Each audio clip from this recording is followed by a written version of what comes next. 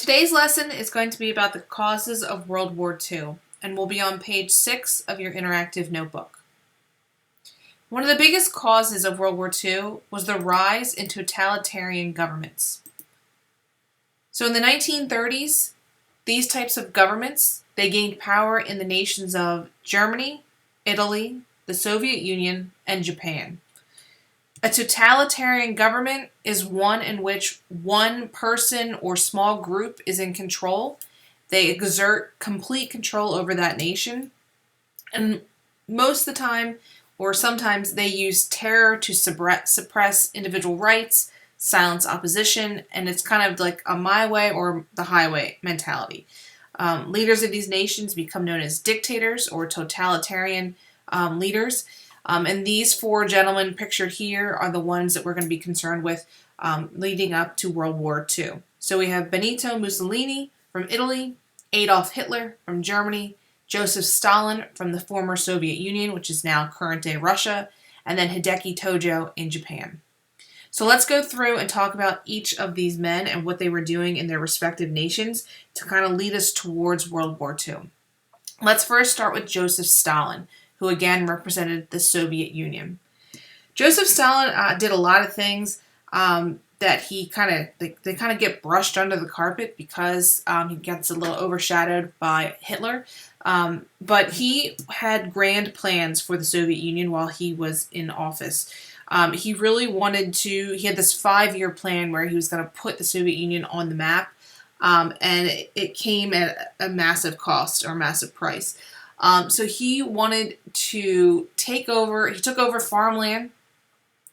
He had the state take over the Russian, they used the policy of communism and a command economy, and they took all private owners, they took away all private ownership and everything became state owned, or, the nation owned it. And the biggest thing with that would be farmland. And that caused a huge fall in agricultural production, and it also led to massive starvation. Stalin and his government poured lots and lots of money into industrialization rather than basic necessities like clothing, shelter, things like that. He really wanted to make the Soviet Union a powerhouse, basically. So he is effective in that nature, becoming a modern power, a modern industrial power, but it comes at a huge cost that there's a very low standard of living. People are not receiving their basic necessities. So it was not a great place to live at the time. The way in which he does this, he goes through what becomes known as his reign of terror. And he begins a series of purges. Basically, he removes anyone who he deemed an enemy to him, an enemy of the state, undesirable, and he takes them out of positions of power. He does ultimately move to all levels of society with these purges. And so millions of people are either executed or sent to forced labor camps, similar to the concentration camps in Germany when we get to and talk about the Holocaust. Most all of the people that were purged by Stalin were innocent civilians, or these people in power. So again, like I said, Stalin kind of gets brushed aside because eventually he becomes an ally in World War II with the Allied powers, but he was just as bad, if not worse, than Adolf Hitler. Again, like I said, Hitler kind of overshadows him throughout the course of the war. All right, next let's talk about Benito Mussolini, who was the fascist dictator in Italy. So he gains power in Italy. He goes through and advocates for the idea of conquering in East Africa. So if you think about the location of where Italy is, it's the country that looks like the boot kicking the piece of pizza. Just across the Mediterranean Ocean is the continent of Africa. And so he wants to start conquering through there to develop the Italian nation and to kind of spread their ideals. He goes through and he terrorizes those who oppose him.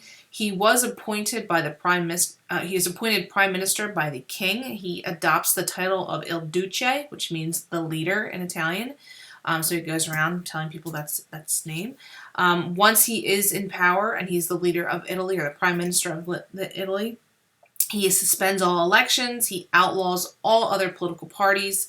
and establishes a fascist dictatorship. So he, it's again total, complete control. He is the guy that's in charge.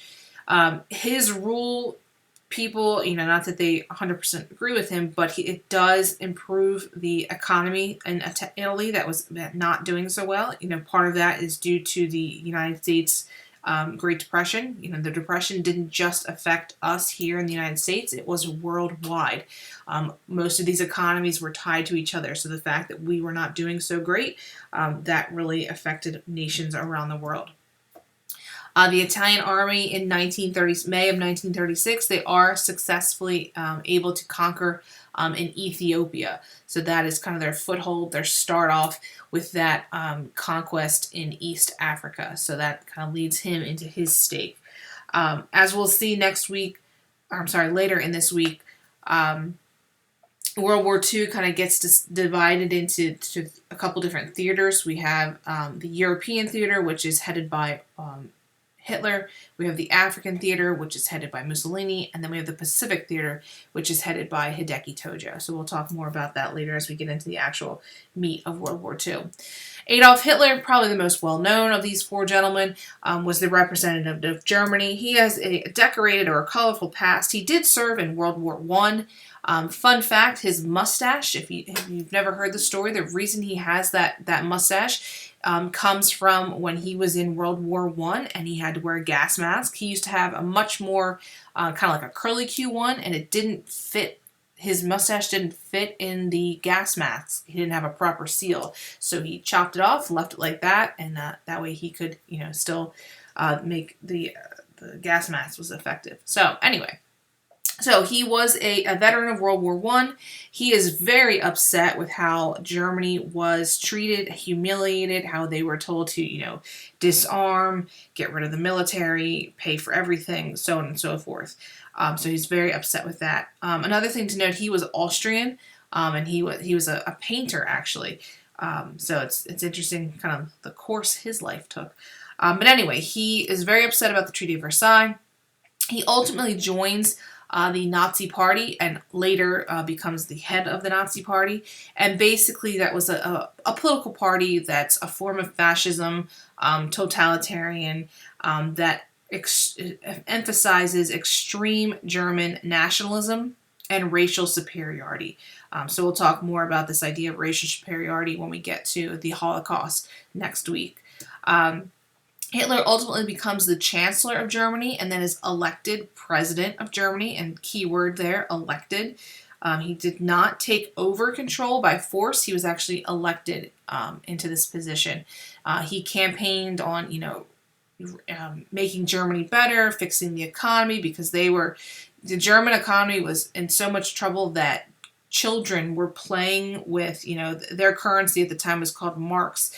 You can Google pictures of kids playing in the street using marks as a play toy, like blocks of money stacked up, using them as blocks, and people would wallpaper their walls with German marks because the money was so worthless because inflation was just rampant, out of control. So he, that's one of his big campaign promises. He's going to fix the economy. The Nazi Party, prior to World War II, starts spending money to rearm Germany. That does give a boost to the German army, to the German economy. And he starts to reclaim land that was lost to Germany as a result of that Treaty of Versailles. So we will talk more about this when we look at the European front. With World War II, but he starts mobilizing, he starts expanding the army, and if you remember from the Treaty of Versailles, these are things that Germany was not supposed to be doing. So it starts raising some red flags. Great Britain and France, who are very in close proximity to Germany, start to kind of smell the waves of, the fanning the flames of fire, and they realize that something's up. So they're kind of on alert, but they're kind of letting it go because World War I is still very fresh in their minds, and they don't want to go, be thrown into a huge another world war. But we know that Hitler at this time is doing some things he should not be doing. Lastly, we have Hideki Tojo from Japan. Japan had a mixed history of, sometimes they were ruled by kind of military. We have sprinkled in there some democracy. So they're kind of all over the place. By the 1930s, the worldwide economic depression was really having an impact on Japan, and they were moving more towards a military style of government, or militarism. The Japanese military started to increase its power, and it also started playing a bigger role in politics. We see militarism in Japan being combined with an extreme form of nationalism. So they're very tied to the nation. A lot of Japanese citizens start to reduce their impact from Western cultures. They focus on, old traditions, things like that. And we're going to see how this plays a role in the Pacific Theater when we talk about that as well. In 1941, this gentleman here, Hideki Tojo, becomes prime minister. He did replace a civilian leader. Prior to him becoming prime minister, we had some uprising, some revolts. A former prime minister was executed. So Japan was a little bit in turmoil. But when Tojo comes in, he's able to rein it in. He was, as you can see, he was in the military. He was a general. He's a very aggressive militarist. He continued to develop the military, put more power into the military, prepare for the ultimate arrival of war. And he also, like Hitler, wanted to acquire what they like to call living space, so expanding the nation of Japan into places like China. He's also looking for oil and other natural resources.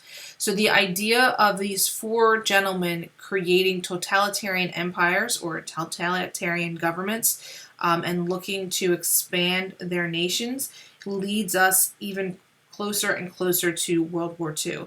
The Treaty of Versailles, signed after World War I, is kind of a direct result or a direct cause of World War II. And we really see that in the eyes of Hitler. But the idea of Hitler starting to rearm and expand is a big cause of World War II.